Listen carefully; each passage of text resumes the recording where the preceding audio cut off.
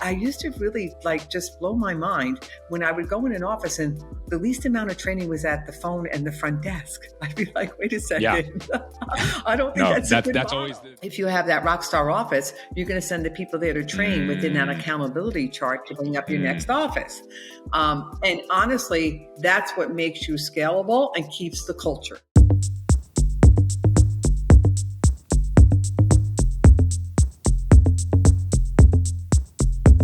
Welcome to another episode of Dental Marketing Go. I'm your host, Gary Bird, and today I have the Dee Fischer. I've worked with Dee for many years. I don't know if Dee knows this or not, but many years ago when I got into dental marketing, I watched you, Dee. I would see you speak everywhere that I went. You didn't know who I was at the time. And I said, someday I'm going to talk to Dee. Like someday, that was my goal. It's like, I cannot wait to talk to Dee. And I got to talk to you. And then I've had you on podcast and I've even hosted events with you. So like you are like the epitome of the dental industry. I know you just won Woman of the Year in the dental industry. To be honest with you, I would just give you the Person of the Year in the dental industry. I love working with you. You're one of the smartest people that I've ever talked to in the dental industry. And I think Dee's superpower, you can correct me if I'm wrong on this, Dee, is that most people, when they find success and they get rooted in the dental industry, they kind of move away from the office. So like if you once were a dentist and now you're running a DSO, you kind of get away from the office a little bit. Dee is in offices every single week. I just had a client that reached out to her recently and she said, I'm going to fly out there. I'm going to come look at your office. We're going to figure out what the problem is and we're going to get it fixed. And I absolutely love that about you, Dee, because you literally have the answers of what's going on. So I'm really excited to hop on this show with you today. Thanks for having me, Gary. And, I will tell you this, my passion is being in the office. Like I said, you can have many titles, but you got to work where your passion is. And working at the office level with the providers and the teams is, I think, where you really learn it. That's just my personal opinion. Because if you're touching it and feeling it, you're touching and feeling what they're touching and feeling. And that's just always been my motto. I love that. And I always learn from you. So today we're going to jump right into this, Dee. What is the thing that people are doing right now to grow their office? What are you seeing? The one thing that's just like the people who are doing this are winning right now? The biggest thing is, what I can tell you is, if you don't have an accountability chart and hold people. Sorry to disrupt the show, but I got something crazy to share with you. We are attempting to connect with all of our listeners. We have thousands of people that listen to this podcast, and we want to meet you in person. We have 4 events coming up, and I want to give you a discount code that you can use for the next week to save $300 off your ticket. The discount code is Gary Bird, and the link is going to be just down below. You can also go to smcnational.com/events. I hope to connect with you in person and help each other grow our businesses. Can't wait to see you soon. People to their processes, you will not scale. So let's define that. What's the difference between an accountability chart and an org chart? So I think a lot of people know what an org chart is, right? So you put an org chart up, you have the CEO and you have the C-suite, and then you have the directors or the presidents, and then you have the office managers, and then you have the team leads, and then you have all the people under that. That's an org chart. Are you talking about something different when you talk about an accountability chart? Absolutely. So let's just take a dental assistant, for instance. You have a dental assistant, there's chores that they do every day. There's tasks that they do every day. So are they accountable and having their operatories set up efficiently in a timely manner every time, right? Are their operatories stocked to be doing what they need to do every day? Are they putting their treatment plans in the computer every day correctly? Are they clean treatment plans? Because what you have to remember, if you have accountability and people understand their roles and it's done efficiently, every one of those efficiency brings something to the bottom line. And if you want to scale, and even if you want to self-fund, those efficiencies equate to profits, right? So I look at it, and the one thing I can tell you is, if you have accountability, you have efficiencies, it equates to profits. Profits let you scale. Profits develop that free cash flow that we really need to scale. So I think for me, it's going back to the people that I see really doing an excellent job is honing in on each job description. What is the accountability? What does that look like? And I know, Gary, you and I are going to work together and do, I know we have a couple things coming up together, especially for sure. But I want to look at really drilling down with you on that, because let's talk about a provider. on the growth, right? How do you grow a provider from being a $40,000 provider to a 50 to a 60? You have to have accountability. Did they master a crown prep in the time allowance that should be allowed? Are they using their dental assistant to their best of their ability? So I think people skip over that and just go to the organizational chart. So how does someone go about, like, how do you, so this might seem daunting, right? So let's first of all talk about the audience here. So these are going to be a lot of people listening to this. We're going to have hundreds of people who they own maybe 4 or 5 offices, maybe 10 or somewhere up to that, but they're really at the beginning of their growth. So they started with usually one awesome office that does really well financially, probably doesn't have all the systems and processes in place yet, but it does well because the doctor's there. They add a couple other offices, and those don't do quite as well as the first office, of course. And now they're at this place where, okay, I need to really grow. I need to focus on growth because we have to pay these bills, right? And so how does one person go about even tackling something like building out an accountability chart? It's really easy. What you do is you sit with every staff member and you have the staff member write out what they do every day. Let them do it for you.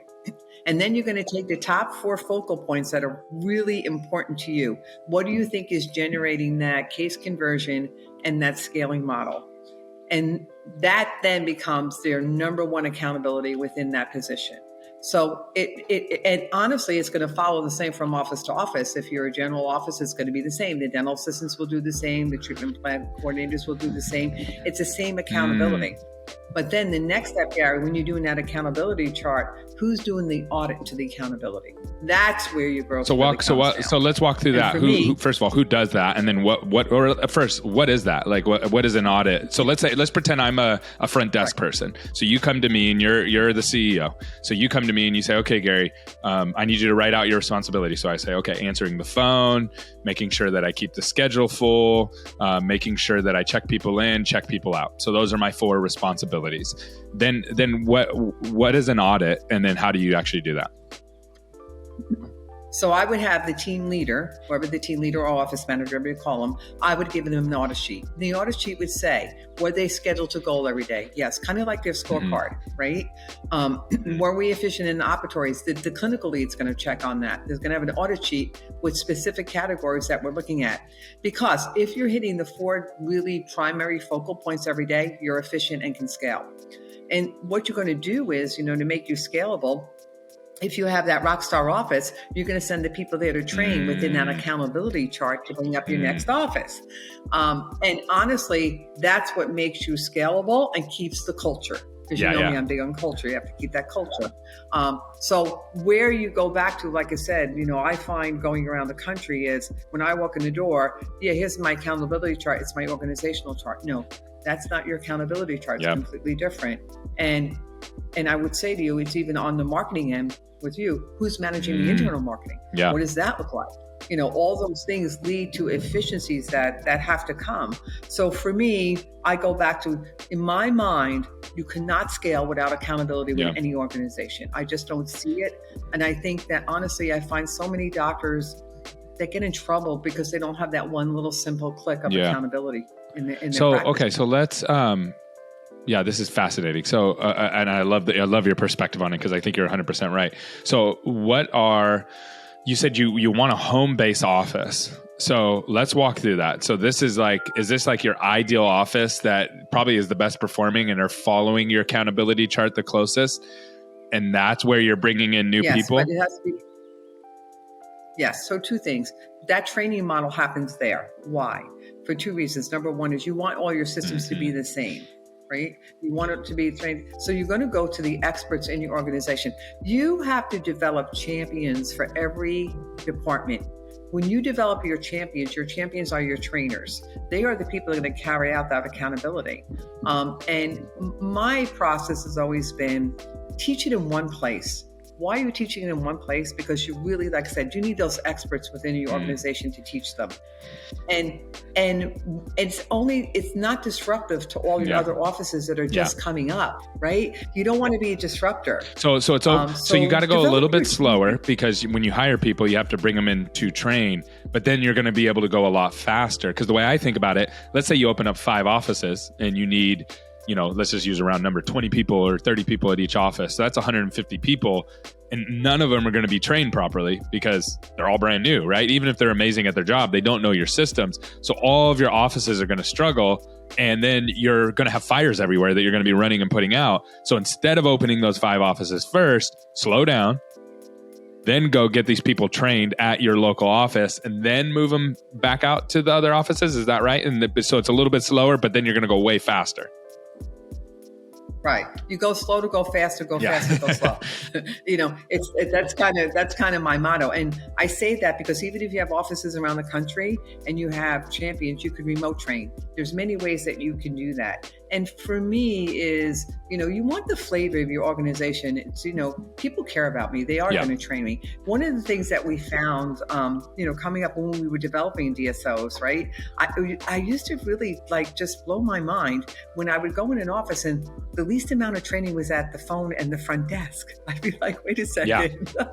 I don't think that's a good that's model. Always the reason, what I and this is my theory. I would love your thoughts on this. What I've noticed about the front desk is it's usually the lowest paid position in the office, or one of them. And if you're good at the front desk, Dee, once somebody in the office sees that you're good, ooh, you know how to talk, or you know how to do this, they'll move you. They're like, oh, you're really good at collecting money. We'll have you do that. You're really good at presenting treatment. We're going to have you do that. You're really good at, working with patients. We're going to have you do something with that. And so they gut the front desk of all the good people. And then you're just constantly hiring brand new people who haven't been in the dental industry, don't have a lot of experience, or they're just not as paid as well as the rest of the team. So then you always have a lower caliber team at the front desk. That's what I've noticed over and over and over again. Yeah, and it amazes me that, I think there's some kind of equation here. I haven't figured it out yet. We call the front desk furniture. In every other position, it's a different name. And I'm like, why do we keep calling these that's people so front funny. desk? Yeah, that's so true. It is. It's like, they're not front desk, they're people. I've never thought about that before. Yeah, everybody else is a hygienist or a dental assistant or a director of this, or a manager of this. And then this person's just like a chair. So yeah, that's so interesting. So go ahead. So my front desk is really my chief financial marketing officer. That's where it happens, and that's where that accountability comes in, because I have to have my front people understand the marketing that's happening within the practice to come up with case conversion, right? That's a big accountability piece. That's a big piece of your accountability chart. And what you have to do is, and I know you and I are going to focus a little bit, as we're speaking on the patient journey, what is that? How does this all tie in? And to be quite frank with you is you have to really also put an order on your accountability chart. You have to say every department's important, but what's the most important departments? What does that look like? You have to cascade it all the way down. So what is your, my thought is, this is what I've always seen is clinical has to lead the way. They have to say, hey, this is what we want. And then operations has to say, hey, we're willing to support you in that. And we have the bandwidth to support you. And then you move out to all of your other, HR, marketing, all that. Those are all supportive roles. Is that how you see it? Or what is the most important department to you? So to me, it's always clinical, because clinical is going to tell us what to do. But then what I do is say, okay, we have the clinical. Now let's drill it down to the practice level. Let's look at, how does clinical get patients? It's the phone. It's the marketing, right? So I walk into offices and I'll be like, okay, are you running a campaign? Yeah. And we don't know. So again, on that accountability chart, everybody should know this is a campaign, and how is your champion dispersing that through the office. So you really have to sit there and say, okay, how do I get my patients? I have my clinical SOPs, have those in order, my workflows, but how do I get the patients and convert? What does that look like? So I always go back and say, okay, I have my, my front people, my clinical, who are my champions. I give them their accountability chart to the champions, have them disperse it out, have them train it.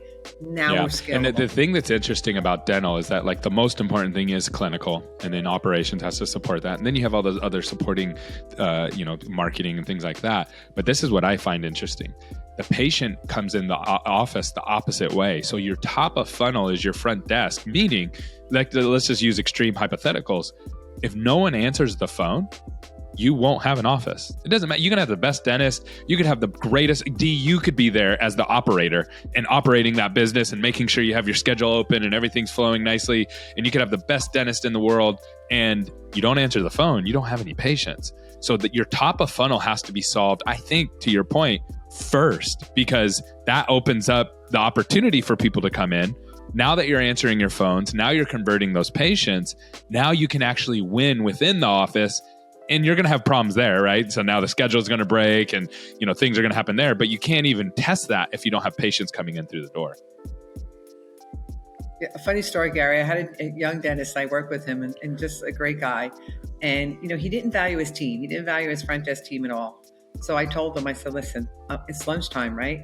I want everybody to come back 10 minutes late. So they came back 10 minutes late and the phones are ringing. People are walking through the door and he's like, where's everybody? Where's the front desk? I said, but you just said they weren't valuable. He's like, I love it. It was really, you're the best.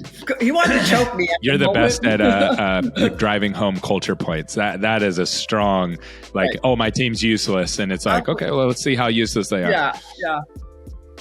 Right. And I think to your point, Gary, is, I always tell people all the time, where does your funnel start? And you have to look at it and you have to really take time and put that funnel together and say, okay, well, my funnel starts with drawing in patients, then the phone conversion, then, the provider doing their exam. That's it's your kind patient of our journey. Patient journey that we're talking about.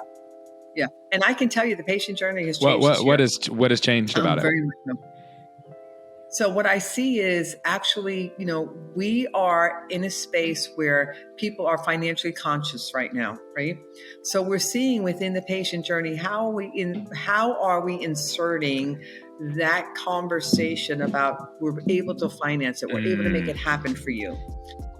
It's become a big focus where, we were doing great 3-4 years ago before COVID, we weren't as focused on this, but now it has to become a very big part of your metrics and what you're doing in your patient journey, even on your phone calls.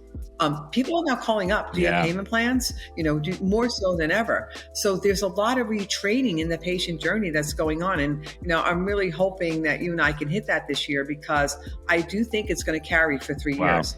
I think you have to understand who you're working with and what you're doing and, what are you exactly offering? And again, on that accountability chart, yeah. So I go to my dentist. I go to Pacific Dental. There's a Pacific Dental office. It has a different name because they're all the name offices are named differently.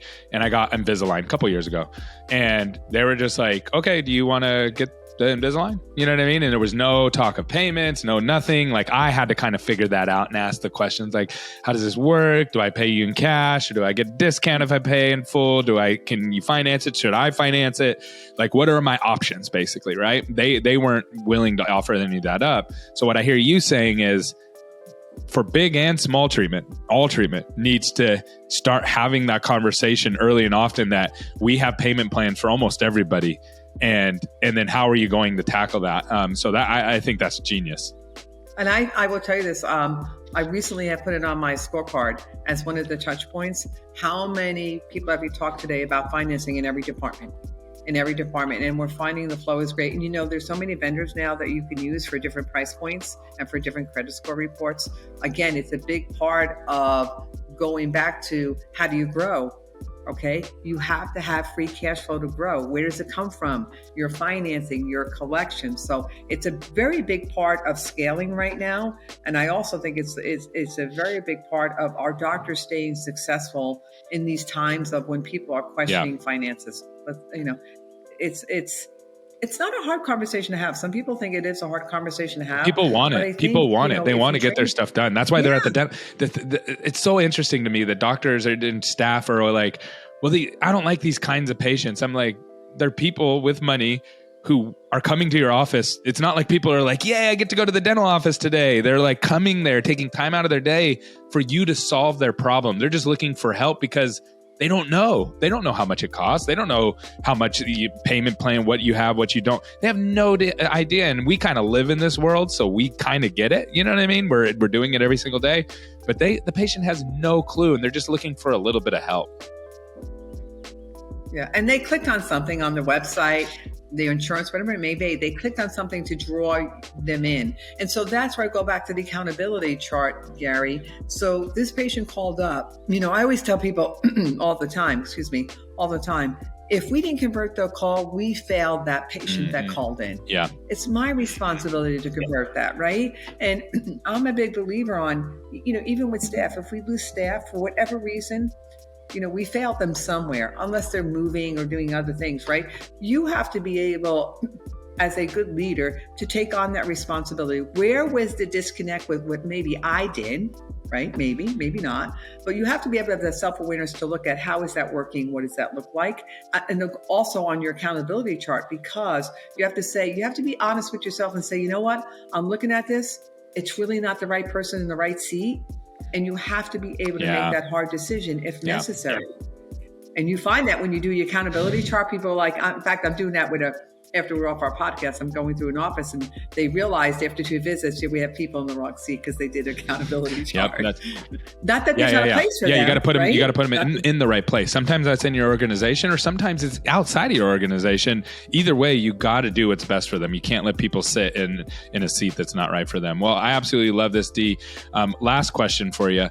Okay, so you're in a stadium, and the stadium is full of leaders, dentists, CEOs who have 4 to 5 practices, 5 to 10, somewhere in there, and they all want to grow. They really want to grow right now, and they're feeling the pressure from every angle right now. Inflation's high, labor's high, and people are buying less dentistry. It's getting harder and harder and harder to drive new patients, get customers into the door, and existing patients are coming less often. What is your one piece of advice to that group of people? So what I'm telling them is focus on what's in front of you. You only can control what you can control. Don't listen to the noise. You have plenty sitting in front of you that you could work with, and you can grow from within. You don't have to keep buying offices or, building providers. Look at what's in front of you and work with it, and the biggest thing is that don't listen to the noise. The noise is always going to be there. And the people that are really focused are going to be the winners. They're going to be the winners. So for me we have plenty people. When I tell you, you have plenty just sitting in front of you, just get efficient with it. Good job. Well, awesome, Dee. And thank you so much. And then Dee, I asked you before we recorded, but I want to get it on recording. You said that you would be, and I know the audience is going to love this, you'd be willing to have like a monthly podcast where we just do a recap of the month before, especially as times are getting harder and harder and harder. Is that something that you're still willing to do? Absolutely, because I'd love to bring to our audience, the tricks that are happening. There's always a trick and there's something new that we all can learn together. And, I would just hope that if we did this, that the people that were teaching, they become a ripple and teach somebody else. Because there's always someone that needs that, right? And that's awesome. So this is amazing, just so everybody knows, because Dee literally always has the next big thing way before everybody else is doing it, because she's actually in the offices doing it and seeing it and feeling it and testing it. So I'm excited about that. We'll get that next one scheduled. Thanks so much for coming on, Dee. Thanks, Gary. Thanks for having me. Bye-bye.